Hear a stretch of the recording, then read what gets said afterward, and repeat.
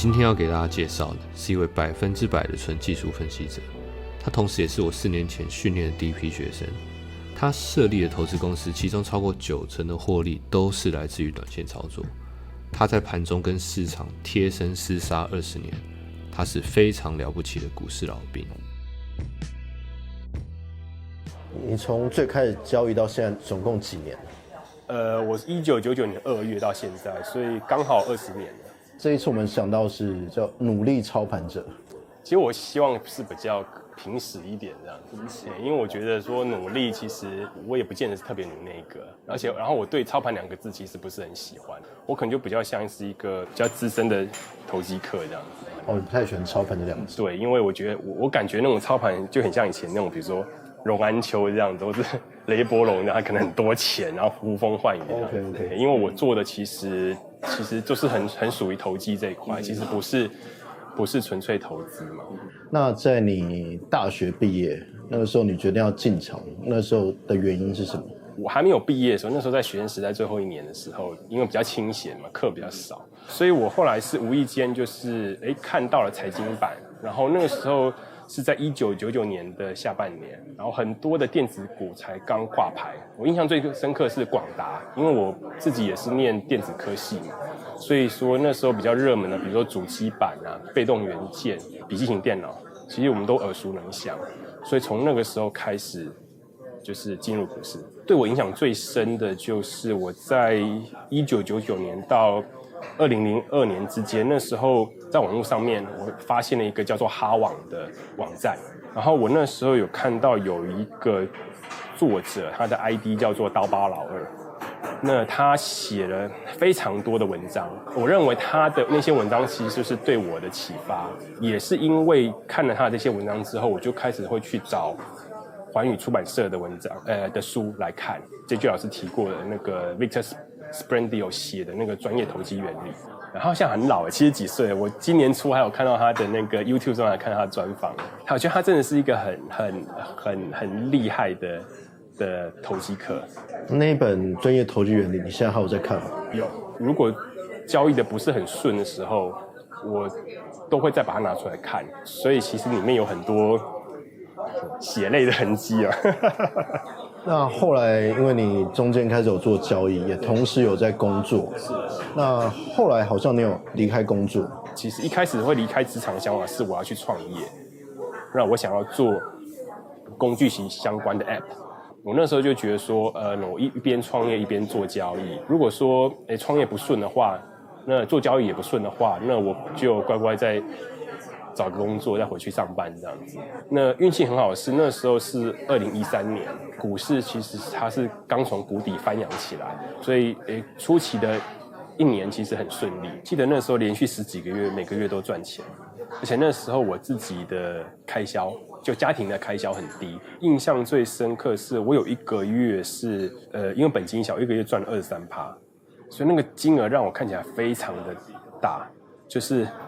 以前比如說在工作的時候，每個月都會期待薪水進來，雖然說薪水已經很不錯了，可是在台北物價很高嘛，進來扣，其實能存的不多。那年終獎金好幾個月其實也不錯啊，可是我那時候一個月賺23%，那個給我的感覺就是我可能一次賺了4-5年的年終獎金進來，只因為我有搭上這個行情，我做得好。所以那個其實是對我來講是很大的衝擊，也讓我建立很大的自信心。因為你是做創業跟操作的抉擇，對，你是覺得你一路走來有刻意要走向專職的這樣的傾向嗎？心裡面有一點點想，因為覺得好像做專職的投機客好像很大的自由嘛，因為勝負都是自己決定嘛，全部操之在自己，然後也不用去考慮到職場很多的文化啦，或者是說今天在這個公司有志難伸啊，或者是說薪水都沒有加啦。那可是那時候其實還是會有點害怕，因為做專職代表就跟任何其他工作一樣，你講簡單就是你要靠這份工作來養活自己。比如說你今天做工程師，你今天開早餐店，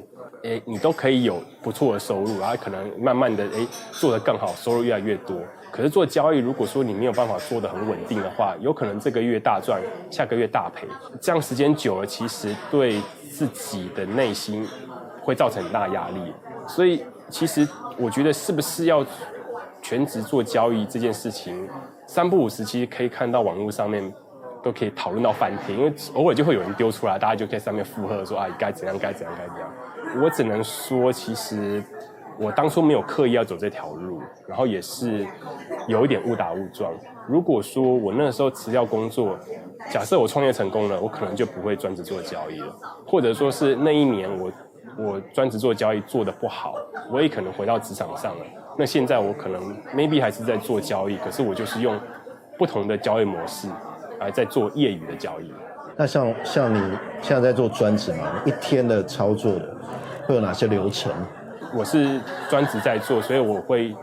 待在電腦前面一整天，直到收盤為止。收完盤之後，其實就會比較放鬆，我就會稍微統計一下，看今天的狀況怎麼樣，然後我去做重訓，然後去打球。傍晚我就去接小朋友回家，然後弄，然後等到他們差不多8點半上床之後，然後我就開始做我的盤後的功課，開始看看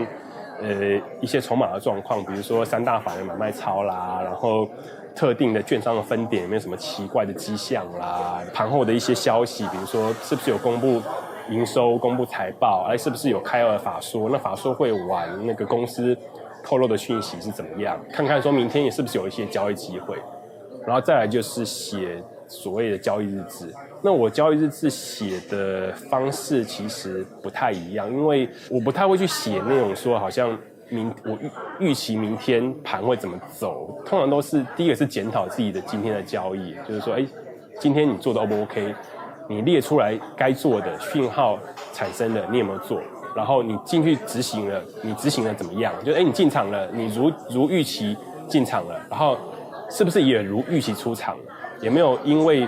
進去之後心生恐懼，所以太早離場，賺一點就停利了？或者是說進去之後不願意認賠，所以把原本的停損放大，然後賠掉不該賠的錢？那另外一個其實筆記會寫的部分，就是我會去記錄，就是我今天觀察到盤面的現象，偶爾其實會發現一些蛛絲馬跡，由這些蛛絲馬跡，我可以再進一步去做一些研究，做一些分析，然後看看說是不是可以再發展成一個新的交易策略。整個寫交易日誌的過程，其實我比較喜歡這一段，因為我會覺得說我在建立自己一個新的武器。其實市場一直在變，交易制度的改变，參與人的改變，然後讓整個市場其實不是像10幾年前那個市場一樣了，是一直在變動。比如說像以前47秒跳一盤嘛，後來改成20秒，改成15秒，現在改成5秒，等到明年逐筆撮合根本就是0秒嘛，瞬間撮合。那每次在改動的過程，其實都會對市場造成影響。或者說從漲跌幅從7%變成10%，然後以前沒有所謂的開盤前5分鐘的那個試撮合給你看嘛，以前就是9點開盤什麼價格就什麼價格啦，那現在8點55到9點之間那個試撮合，你就發現很多奇奇怪怪的事情，怎麼突然有個股票漲停又變跌停，然後弄來弄去，他們在影響投資人情緒的過程之中，也可以發現一些端倪是可以拿來利用的。所以我會蠻喜歡去觀察盤面的狀況，然後把我看到的東西寫下來。那或許寫下來當下不見得有感覺，可是有時候東一個西一個，連接起來，我就發現了一些可行的交易策略。那我可能做一些回測，覺得不錯，那下次我就可以試試看。那因為剛剛你講到的部分，我比較好奇是你做非常多的功課，是因為你的操作很短嘛？我不是做專門當冲的，會當日沖銷，其實就是因為不如預期我才走。那是我通常都會做，比如說大概可能1到3天，然後或者是1禮拜吧。那所以我會覺得說，比較短線的價格波動來看的話，我覺得現在其實走勢是變得比較劇烈，而且方向性也比較混亂。像10幾年前，權證對於台股市場的影響其實沒這麼大，可是現在你就可以發現說，很多比如說權證大買就會變成是當天的高點，那或者說是今天有股票莫名開盤就很弱，其實是因為昨天已經被人家買了一大堆的認購權證，那這些人早盤要出，所以莫名其妙的他股價就往下打，因為這些投資人在賣認購權證的時候，自營商就把避險部位同時處理掉嘛，然後整個股價就壓下來嘛。對，所以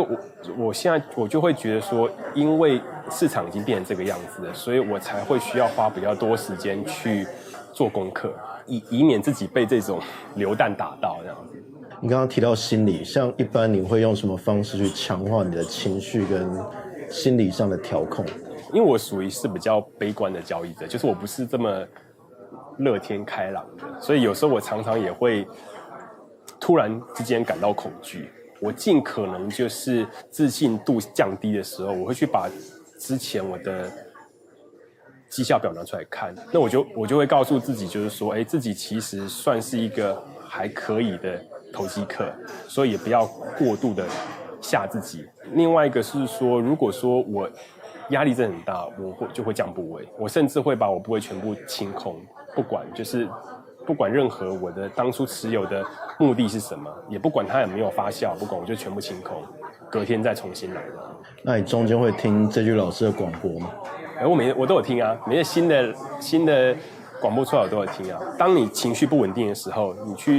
去看心中認可的優秀的投機客寫的東西，雖然說那些東西自己看過很多次，可你再看過一次，再強化一次，它就會把你拉回來，就是從一個混亂的一個過程中把它拉回來一個正軌，然後讓你去專注說，今天還是要做交易啊。那所以做交易不過就是買跟賣嘛。那我不要亂買，我也不要亂賣，我就是照着計劃走。那這樣子一筆交易做完，慢慢的那個心情或者自信就會再回來。因為其實做股市這件事，它有兩個比較大的價值觀，一個是金錢的價值觀，一個是時間的價值觀。你覺得這一路走來，這兩個價值觀在你內心比較大的轉變是什麼？我覺得金錢的價值觀對我來講一直都沒有太大的改變，因為我相信